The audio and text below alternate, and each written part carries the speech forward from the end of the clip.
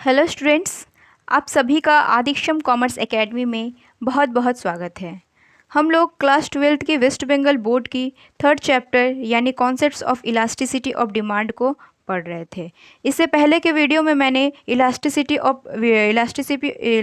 Of demand के types को मैं बता दी थी। तो हम लोग का फर्स्ट टाइप यानी प्राइस इलास्टिसिटी ऑफ डिमांड और second type income elasticity of demand complete हो चुका था और अभी हम लोग का थर्ड वन बचा हुआ है क्रॉस इलास्टिसिटी ऑफ डिमांड यानी मांग की आड़ी लोच या मांग की तिरछी लोच। आज हम लोग इस टॉपिक को पढ़ने जाएंगे।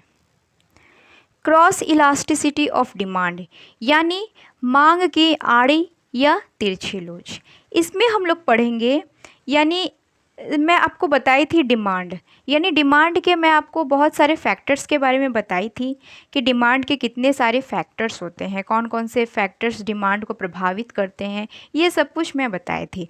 तो उन सभी चीज़ों का इसमें ज़रूरत पड़ने वाली है। इसमें हम लोग पढ़ेंगे किसी वस्तु के डिमांड को प्रभावित करने वाले बहुत सारे फैक्टर्स होते हैं। मैं आपको बताई थी कौन कौन से फैक्टर्स होते हैं। तो किसी भी वस्तु के डिमांड को प्रभावित करने वाले, किसी भी वस्तु के डिमांड को इफ़ेक्ट करने वाले बहुत सारे फैक्टर्स होते हैं। अगर अन्य सारे फैक्टर्स अगर कांस्टेंट रहे यानी स्थिर रहे, अगर सारे फैक्टर्स अगर कांस्टेंट रहे यानी उसमें किसी भी तरह का चेंज देखने को ना मिले, तो सिर्फ वस्तु के प्राइस में जिस तरीके से चेंज आता है उसका असर दूसरी वस्तु के डिमांड में जिस अनुपात से पड़ता है, जिस रेशियो से पड़ता है, उसे हम लोग कहते हैं क्रॉस इलास्टिसिटी ऑफ डिमांड। यानी क्रॉस इलास्टिसिटी ऑफ डिमांड क्या है? किसी वस्तु के डिमांड को अफेक्ट करने वाले, प्रभावित करने वाले बहुत सारे फैक्टर्स होते हैं। अगर अन्य सारे फैक्टर्स कांस्टेंट रहे तो सिर्फ जो प्राइस में जिस परसेंटेज यानी जिस तरीके से चेंज होता है, सिर्फ वस्तु के प्राइस में चेंज होने का असर वस्तु की डिमांड में जिस गति, जिस रेशियो से पड़ता है, उसे क्रॉस इलास्टिसिटी ऑफ डिमांड कहते हैं। आई थिंक आप लोग को क्लियर हो चुकी होगी। So cross elasticity of demand क्या है, मैं एक बार फिर से रिपीट कर दे रही हूँ कि किसी भी वस्तु को प्रभावित करने वाले, किसी भी वस्तु के डिमांड को प्रभावित करने वाले बहुत सारे फैक्टर्स होते हैं, लेकिन अगर सारे फैक्टर्स अगर कांस्टेंट रहे यानी उसमें किसी भी तरह का चेंज देखने को ना मिले, सिर्फ प्राइस में चेंज होता है, तो प्राइस में जिस तरीके से चेंज हो रहा है, प्राइस में चेंज होने का असर वस्तु की डिमांड में जिस तरीके से पड़ता है, उसे क्रॉस इलास्टिसिटी ऑफ डिमांड कहते हैं। इसे हम लोग दो टर्म्स में समझेंगे। पहला आता है हम लोगों का पॉजिटिव क्रॉस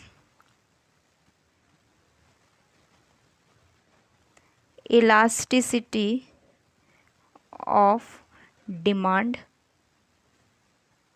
ओके, सेकेंड आता है हम लोगों का zero cross elasticity of demand. So इन दोनों को एक एक करके पढ़ते हैं। Positive cross elasticity of demand. Positive cross का मतलब होता है ऐसी वस्तुएं जो एक ही जैसी हो, यानी मतलब दोनों वस्तुओं का काम एक ही हो, जिसे हम लोग सब्स्टिट्यूशन गुड्स में पढ़े थे, यानी सब्स्टिट्यूट गुड्स, यानी एक ही वस्तु मतलब एक काम दो वस्तु से हो सकता है या दोनों मतलब कोई भी वस्तु से हो सकता है। जैसे हम लोग का कोको कोला हो गया, पेप्सी हो गया। सपोज़ मुझे प्यास लगी है तो प्यास बुझाने का काम जूस भी कर सकता है और वो कोल्ड ड्रिंक भी कर सकता है, यानी ये सब्स्टिट्यूट्स गुड्स में आ जाती हैं।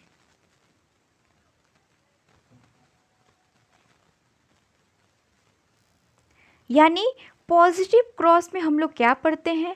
पॉजिटिव क्रॉस में हम लोग ये पढ़ते हैं कोई एक वस्तु है, जैसे मैं यहाँ पे मान लेती हूँ कोको कोला है, ठीक है। इसमें कोको कोला है और ये पेप्सी है, ठीक है। तो कोको कोला का प्राइस था 20 रुपीज़, पेप्सी का भी प्राइस था 20 रुपीज़, ठीक है। लेकिन कोको कोला का जो प्राइस है वो बढ़कर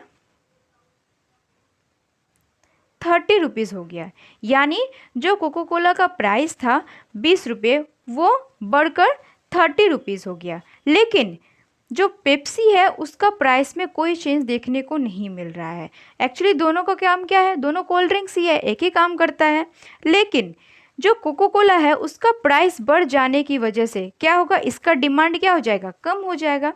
इसका डिमांड कम होने के साथ साथ जो पेप्सी है उसका डिमांड क्या हो जाएगा, बढ़ जाएगा।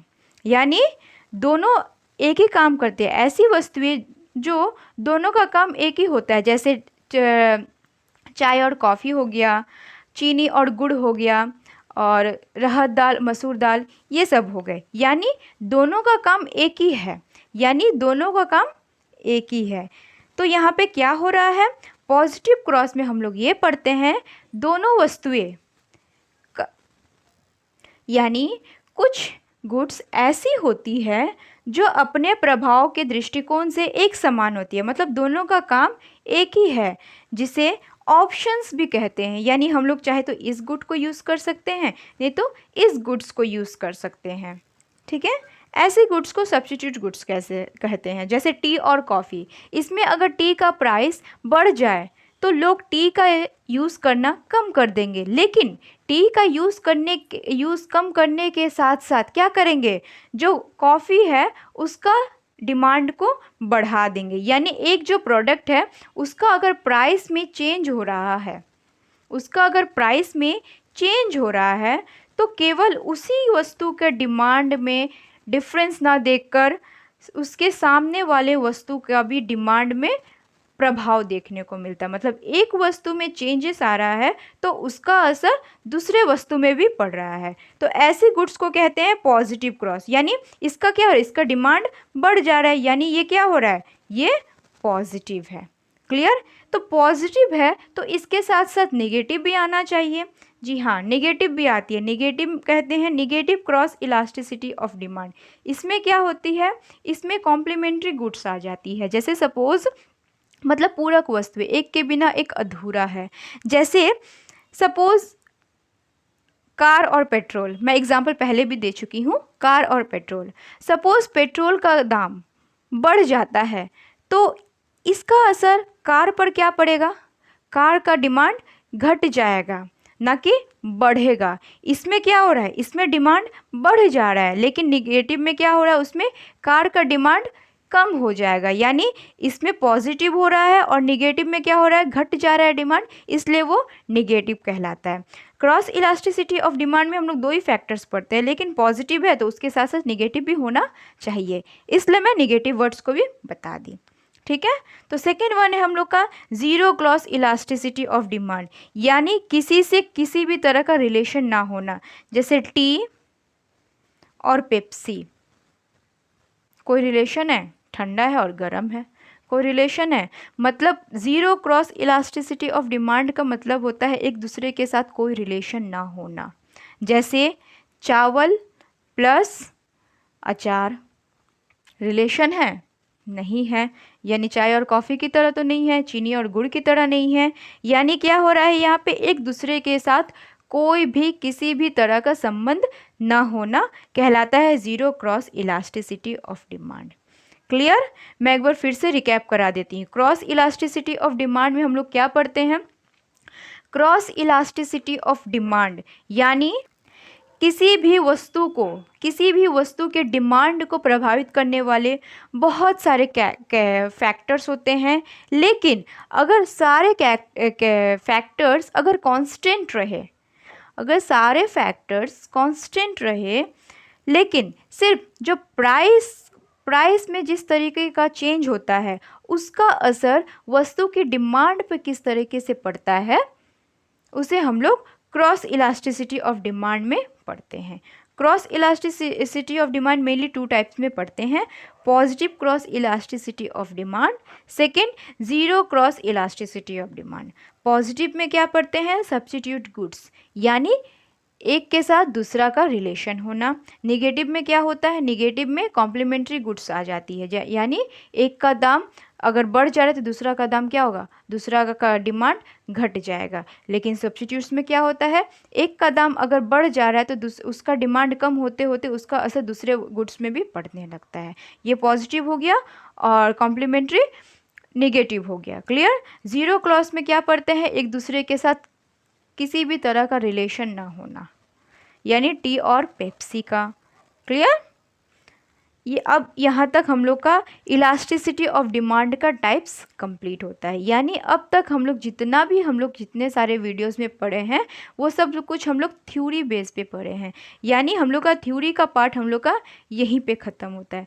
अब हम लोग आते हैं अपने नेक्स्ट पार्ट में, मतलब यहाँ पे क्या करेंगे हम लोग, न्यूमेरिकल्स यानी सम्स को सॉल्व करेंगे। इलास्टिसिटी ऑफ डिमांड से किस तरीके से आपके एग्जाम्स में सम्स पूछा जाता है। जी हाँ, मैथमेटिक्स की तरह इकोनॉमिक्स में भी सम्स होते हैं, तो सम्स को किस तरीके से पूछा जाता है वो अब हम लोग पढ़ेंगे।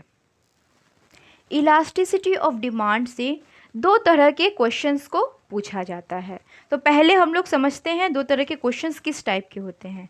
तो मैं आप लोग को इलास्टिसिटी ऑफ डिमांड का फॉर्मूला क्या बताई थी, इलास्टिसिटी ऑफ डिमांड का फॉर्मूला बताई थी percentage change in demand upon percentage change in price, यही बताई थी। ये एक फॉर्मूला हो गया क्वेश्चन को सॉल्व करने का। लेकिन इसी फॉर्मूले से हम लोग का मैं बोली थी दो टाइप्स का क्वेश्चन आता है, तो दोनों टाइप का क्वेश्चन एक फॉर्मूले से सॉल्व नहीं होने वाला है। ये ज़रूरी है कि बिना फॉर्मूले के क्वेश्चन सॉल्व नहीं होगा, लेकिन दोनों टाइप के क्वेश्चन इस फॉर्मूले से सॉल्व नहीं होगा। इसलिए हम लोग इस फॉर्मूले को एक इजी फॉर्मूले में तोड़ सकते हैं। जैसे आप लोगों ने मैथमेटिक्स में पढ़ा ही होगा परसेंटेज को चेंज करने का तरीका। जैसे परसेंटेज कैसे निकाला जाता है, ऊपर का परसेंटेज हम लोग पहले निकालते हैं, D1 1 चेंज मतलब क्लियर। जैसे आपको चेंज इन डिमांड ऐसे लिखे या चेंज इन डिमांड ऐसे लिखे, दोनों का मतलब एक ही है। चेंज इन प्राइस ऐसे लिखे या चेंज इन प्राइस, यानी इन दोनों का मतलब एक ही कहलाता है। तो मैंने चेंज इन डिमांड को इस तरीके से लिखा है, ठीक है, इंटू 100 अपॉन, अब प्राइस का करेंगे सेम वैसा ही, ये तो आप लोग को पता ही होगा। अब इसका इक्वेशंस को सॉल्व करेंगे तो क्या निकलेगा, 100 तो कट ही जाएगा। अब इसको सॉल्व करेंगे, चेंज इन डिमांड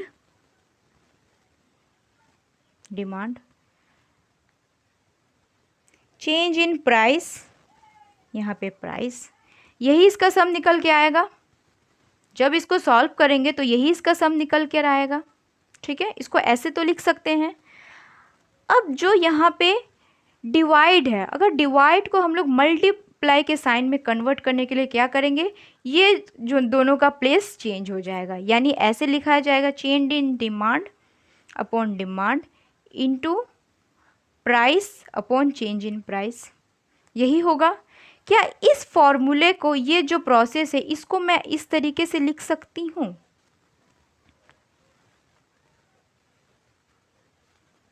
आप बोलेंगे हाँ, यानी क्या हो रहा है, सेम वही है, कुछ बदला नहीं है, बस जो ये इधर का आ गया, ये इधर का आ गया, मतलब जो चेंज का प्रोसेस है उसको मैं एक भाग में रख दी और जो ओरिजिनल है उसको एक भाग में रख दी, ठीक है। तो ये हम लोग का आ गया दूसरा फॉर्मूला।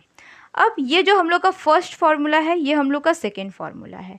इन दोनों फार्मूले की हेल्प से हम लोग का जो क्वेश्चन है वो सॉल्व हो जाएगा। क्या किस तरीके से सॉल्व होगा उसको समझते हैं, ठीक है। मैं यहाँ पे दोनों फार्मूला बता दी हूँ। अब हम लोग को क्वेश्चन के हिसाब से कौन सा फार्मूला वहाँ पे सेट होगा ये हम लोग को तय करना है, डिसाइड करके हम लोग को उस फार्मूला का उस क्वेश्चन के अकॉर्डिंग यूज़ करना है, ठीक है। तो सपोज फॉर एग्जांपल मैं एक क्वेश्चन देती हूँ, किसी प्रोडक्ट का प्राइस है 100 रुपीज़, उस प्रोडक्ट का मार्केट में डिमांड है 1000 kg, ठीक है।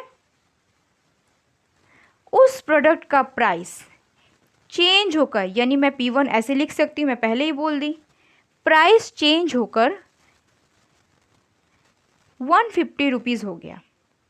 यानी क्या हो रहा है, प्राइस यहाँ पे बढ़ जा रहा है। तो प्राइस बढ़ने पर क्या होता है, डिमांड कम हो जाता है। तो उसका डिमांड भी चेंज होकर क्या हो रहा है, कम हो जा रहा है। 1000 kg था, अभी यहाँ पे 750 kg आ गया। अब आप लोगों से पूछा जाएगा इलास्टिसिटी ऑफ डिमांड क्या है, डिफाइन करें। यानी किसी प्रोडक्ट का प्राइस है 100 रुपये, उसका डिमांड है मार्केट में 1000 kg। अगर उस प्रोडक्ट का प्राइस बढ़कर 150 रुपया हो जा रहा है तो उसका डिमांड क्या हो जा रहा है, कम हो जा रहा है, यानी 750 kg हो जा रहा है। अब पूछा जा रहा है आपसे इलास्टिसिटी ऑफ डिमांड को डिफाइन करें। अब आप बोलिए, क्या क्वेश्चन में कहीं भी परसेंटेज दिया गया है? नहीं। तो इन दोनों फॉर्मूला में हम लोग को कौन सा फॉर्मूला इजी होगा इसको डिफाइन करने के लिए? आप बोलेंगे यही। हाँ, तो ये इसी फॉर्मूले की मदद से हम लोग क्या करेंगे, इस क्वेश्चन को सॉल्व करेंगे। कैसे सॉल्व करेंगे? हम लोग का इलास्टिसिटी ऑफ डिमांड का फॉर्मूला क्या था, ये अभी हम लोग का जो फॉर्मूला निकल के आया यही है। चेंज इन डिमांड पूछा है, तो पहले हम लोग का डिमांड कितना था, 1000, अभी कितना हो गया, 750, यानी दोनों के बीच का गैप कितना है, 250, ठीक है। यानी दोनों के बीच का हम लोग अंतर को लिखेंगे।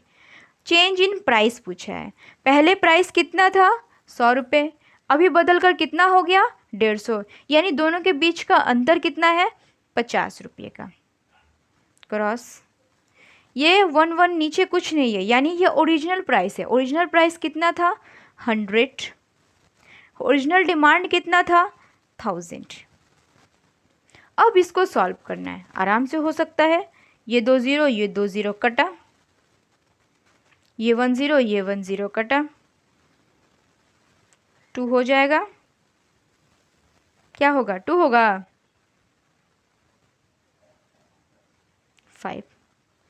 5 से फिर ये कट जाएगा 2, यानी इसका क्या निकल रहा है, 1/2।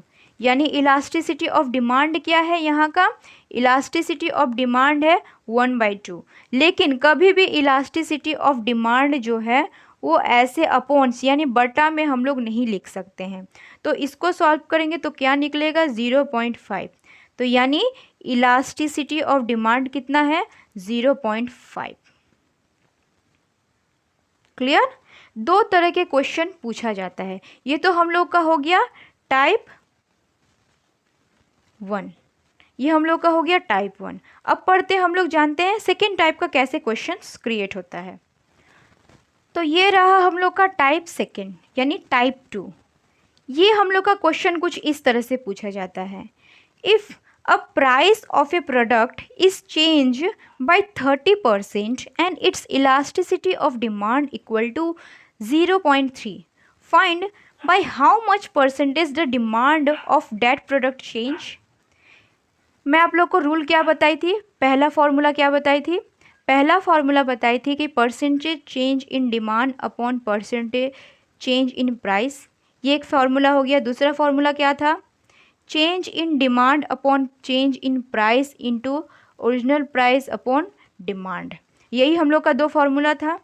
अब बताइए इसका हम लोग यूज़ समझ चुके हैं, क्या इस टाइप के क्वेश्चन में हम लोग इस तरह का फॉर्मूला यूज़ करके क्या हम लोग क्वेश्चन को सॉल्व कर सकते हैं?